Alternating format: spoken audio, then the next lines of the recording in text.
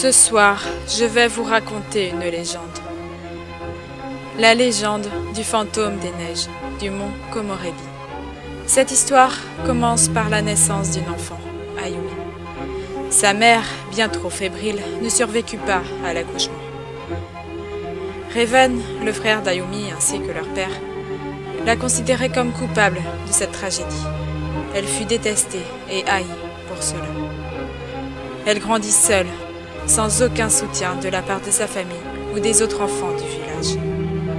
Plus les années passèrent et plus Ayumi se renfermait dans sa solitude. Petit à petit, le désarroi finissait par la tuer de l'intérieur. Ayumi devint une fille mentalement instable et perturbée, et personne ne s'en souciait. Pas même son frère Raven, qui préférait s'occuper de sa femme et de son fils. Elle se mit à créer un monde imaginaire qu'elle pouvait contrôler à sa guise. Toutes ces personnes qu'il avait ignorées autrefois, Ayumi les avait réimaginées en simples pantins manipulables qu'elle pouvait torturer à souhait. Ayumi ne pouvait s'empêcher de penser à cela. Au fur et à mesure que le temps s'écoulait, ses pensées malsaines devenaient de plus en plus fortes, jusqu'au jour où elle commit l'irréparable. Elle tua son père de sang-froid, cet homme qui l'avait maltraité pendant toutes ces années. Un sourire de satisfaction se dessina sur son visage. Puis, ce dernier s'éteignit subitement lorsqu'elle remarqua que son frère était en train de l'observer. Son regard et son corps étaient figés, tétanisés à l'idée d'être la prochaine victime d'Ayumi. Ayumi, toujours guidée par son monde imaginaire, entendit une voix qui l'appelait. Cette voix lui paraissait étrangement familière. Était-ce son inconscient, le fruit de son imagination? Personne ne le sait.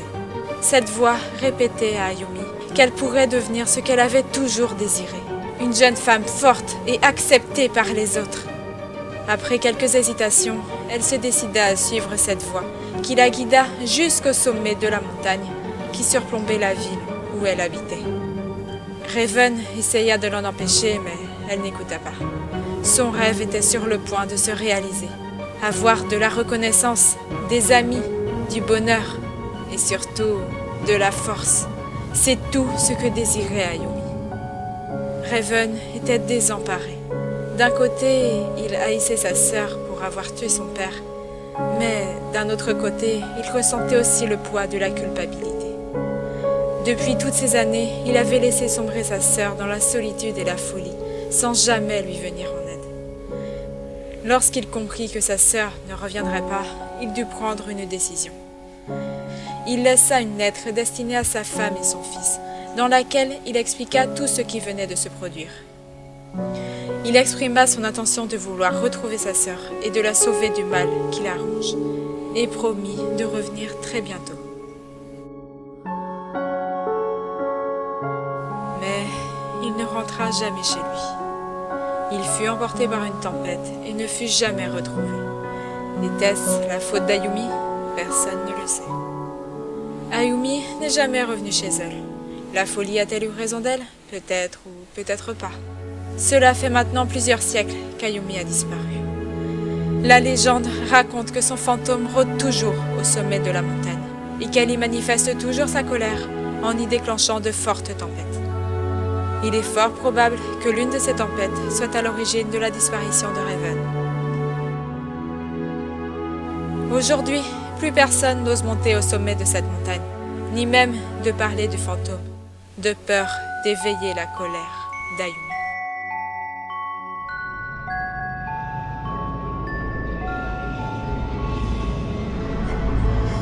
J'ai l'impression que tu deviens comme... Audrey! Je suis folle! Éternel, Vous l'avez réveillé!